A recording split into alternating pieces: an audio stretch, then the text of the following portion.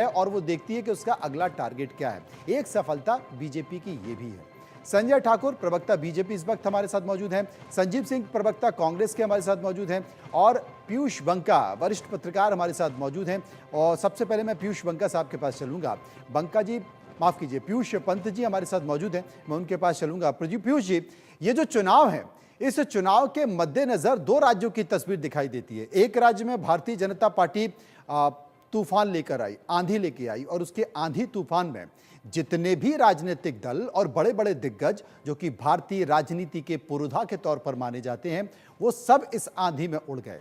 लेकिन अगर झारखंड की बात करें तो बहुत ज्यादा दम ना तो कांग्रेस के नेताओं में थी, ना अगर झारखंड मुक्ति मोर्चा को देखें, क्योंकि झारखंड मुक्ति मोर्चा के मुख्यमंत्री पर भ्रष्टाचार का आरोप लगा, वो जेल में आए, जेल से वापस आए तो उनकी इमेज को बड़ा डेंट लगा। बीजेपी ने वो संकेत भी देने की कोशिश की, बावजूद बीजेपी हरियाणा नहीं जीत पाई, बावजूद बीजेपी, माफ कीजिए, झारखंड नहीं जीत पाई। कारण? प्रदीप जी, ये सवाल आप ही से है। जी नमस्कार मनोज जी। देखिए, झारखंड की स्थिति दूसरी थी। झारखंड में जिस तरह से सोरेन को जेल में डाला, वो लोगों को ये लगा झटका कि देखिए भ्रष्टाचार का मामला तो है, निश्चित तौर पर इसकी जांच हो सकती थी, जांच के बाद जो तथ्य आते उसके आधार पर अगर कोई कार्रवाई होती तो उचित था। लेकिन केंद्र सरकार का कहीं डायरेक्ट एक्शन, मुख्यमंत्री को जेल में डालना, लोगों को क्या है ईडी का छापा डलवाना, ये कहीं ना कहीं लोगों के मन में बैठा। और यही कारण था कि देखिए वहां की जो जनता है वो कहीं ना कहीं बीजेपी से विमुख हुई। और दूसरी बात ये थी कि सोरेन वहां अच्छा काम कर, जो कांग्रेस के साथ था, उनका मैनिफेस्टो वो लोगों के बीच को लेकर बहुत सारे ऐसे काम कर रहे थे जिससे लोगों को डायरेक्ट बेनिफिट था। अभी इस मैनिफेस्टो में भी आप देखें तो 2,500 रुपए का ऐलान उन्होंने किया है मैनिफेस्टो में देने के लिए महिलाओं। तो मुझे लगता है कि कई सारे ऐसे तथ्य भी थे जिसके आधार पर झामुमो को वहां वोट प्रतिशत उसका बढ़ा।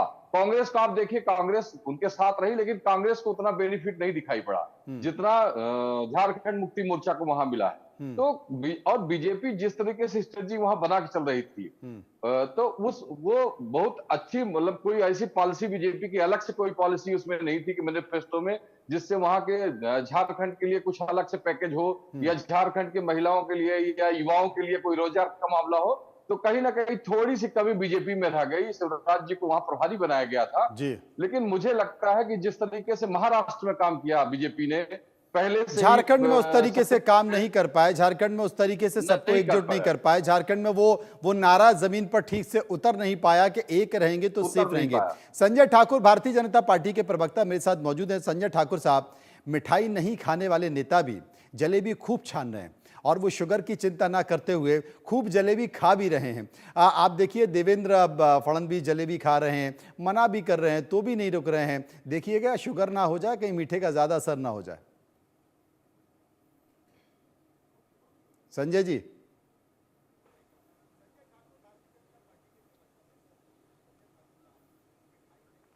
अनम्यूट कर लीजिए, मोबाइल पे थोड़ा उंगली लगा लीजिए, अनम्यूट कर लीजिए।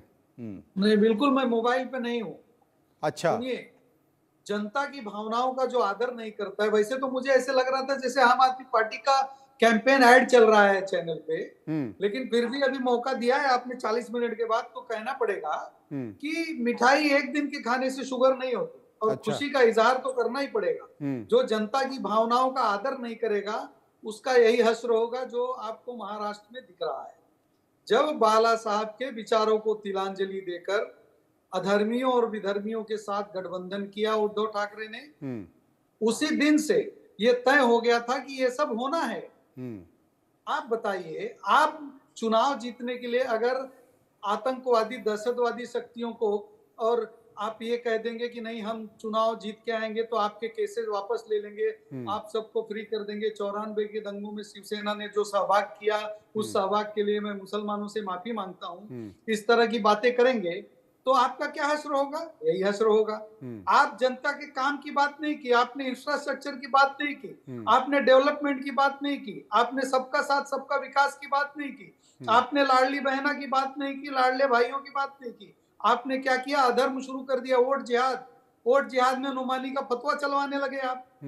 तो महाराष्ट्र की जनता जो है, महाराष्ट्र की धरती जो है शिवाजी महाराज, साहू अंबेडकर, फुले महाराज की धरती है और यहाँ पे कभी भी इस तरह की शक्तियों को सर उठाने नहीं दिया जाता है। और ये सब महाराष्ट्र की जनता मूक दर्शक होकर नहीं देख सकती थी, महाराष्ट्र की जनता देख रही थी। और जब महाराष्ट्र की जनता को इसका उत्तर देने का समय आया तो महाराष्ट्र की जनता ने पूरी तरह से इन विधर्मियों को, इस दहशतवादी शक्तियों को ये संदेश दे दिया है कि अगर इस तरह की काम करोगे तो आपका इससे भी बुरा हश्र हो जाएगा। और वो हो गया। और इससे ज्यादा बुरा हश्र क्या हो सकता है? दो बड़ी राजनीतिक पार्टियां, दो बड़े क्षत्रप, जिसमें शरद पवार, उद्धव ठाकरे, वो साफ ही हो गए, उड़ गए। उनकी राजनीतिक विरासत एक तरह खत्म होने की स्थिति में आ गई।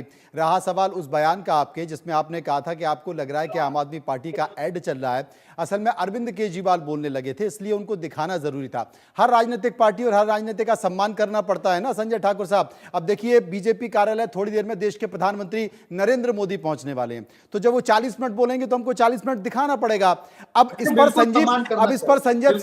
पर संजय सिंह जो कि कांग्रेस के प्रवक्ता हैं, वो ये कहने लगे कि हमें ऐसा लग रहा था कि आप तो बीजेपी का ऐड दिखा रहे हैं। असल में हर नेता का सम्मान करना पड़ता है। संजीव जी, क्या कहना है आपका संजय ठाकुर की बात पर? मत लीजिए उस बात को, अगर आपको बुरा लगा है तो मैं नहीं, मुझे बुरा नहीं लगा, चूंकि आपने कह दिया तो मुझे स्पष्टीकरण देना बहुत जरूरी था। संजीव जी। मनोज जी, अभी आपने जिस तरह से भारतीय जनता पार्टी के प्रवक्ता से बात की, उन्होंने जो तंज रखे, एक्चुअली यही तानाशाही के आकंठ में हिंदुस्तान धीरे धीरे डूबता जा रहा है। ये यही चाहते हैं कि इनके लिए इनका नेता, इनकी पार्टी, इनके लोग ही हर जगह हावी हों। दूसरी तरफ आज जो चुनावी विश्लेषण पे आपने रखा है, निश्चित ही आपके टीवी शो में कार्यक्रम मैंने शाहनवाज हुसैन साहब को भी सुना, आपने अरविंद केजरीवाल जी को सुनाया, तो आपकी अपनी मजबूरियां और आपके शो का कार्यक्रम आप तय करेंगे। मुझे जो बारी दी है कांग्रेस पार्टी के लिए, आज एक तरह से खट्टा मीठा अनुभव रहा। मैं इस तरह कहना चाहता हूं कि आज हमारी नेता, और लगातार मुझे लगता है कि पिछले 25 सालों से जनता की आवाज जो सड़कों पर उठाती थी, श्रीमती प्रियंका गांधी देश के सर्वोच्च मंदिर में, मस्जिद में, गिरजा में, लोकसभा में पहुंची 4 लाख वोटों से। वायनाड की जनता का शुक्रिया है, धन्यवाद है। दूसरी तरफ मिला जुला परिणाम हमारे लिए कर्नाटक में 3 की तीनों सीटें उपचुनाव में हम जीते, पंजाब में भी जीत मिली। रही बात, आप जो 2 मुख्य राज्यों की बात कर रहे थे, देखिए एक तरफ झारखंड में जो चुनाव जिस तरह से हुआ, आपने देखा कि वहां के मुख्यमंत्री हेमंत सोरेन जी को किस तरह से भारतीय जनता पार्टी ने लगातार ऑपरेशन लोटस के तहत तोड़ने का काम किया, फर्जी मुकदमे में जेल भेजा, और सुप्रीम कोर्ट ने किस तरह से उनको जब जमानत दी तो किस तरह से फटकार लगाई। वो झारखंड की जनता के बीच में कांग्रेस और जेएमएम गठबंधन को लोगों ने अपनी इज्जत का सवाल बना के रखा, और 70% से ज्यादा सीटें उस गठबंधन को मिली, जहां पे सोरेन सरकार की वो नीतियां भी थी।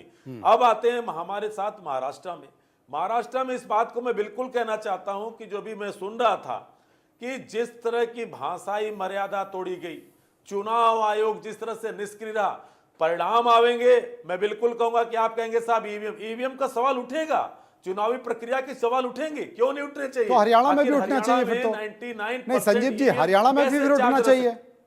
मनु भाई संजीव जी, अगर झारखंड, अगर महाराष्ट्र में ईवीएम का सवाल उठेगा तो फिर हरियाणा में भी उठाना चाहिए। हाँ, मैं फिर कह रहा हूं, जो ये इक्वल लेवल प्लेइंग गेम बनाया जा रहा है ना, ये इसी चीज को क्यों नहीं उठनी चाहिए? तो फिर झारखंड में उठाइए, झारखंड में उठाइए, सीधे पकड़े जाते हैं चुनाव आयोग। संजीव जी देखिए जहां पर एक बात को समझ लीजिए, जहां पर महागठबंधन या जहां पर भी इंडिया गठबंधन चुनाव जीतता है, वहां पर ईवीएम पर सवाल नहीं उठाता है, और जहां पर हार जाता है वहां ईवीएम पर सवाल उठा देता है। ये तो गलत है ना मनु भाई? यही तो कह रहा हूं मैं। मनोज जी, मैं बार बार कहूंगा, और 99% ईवीएम अगर हरियाणा में चार्ज मिलती है चुनाव के बाद, काउंटिंग के बाद, तो ये सवाल का खंडन चुनाव आयोग ने क्यों नहीं किया? और आज नहीं छोड़ दिए, 16 लाख ईवीएम गायब है। चुनाव आयोग आज तक बता नहीं पाया देश की जनता को कि 16 लाख ईवीएम कहां पे है। सवाल नहीं उठेंगे। तो आप अगर आप चाहते हैं कि ये सवाल न उठे, थोड़ा सा ये देखिए, ये चाटुकार लोग हैं।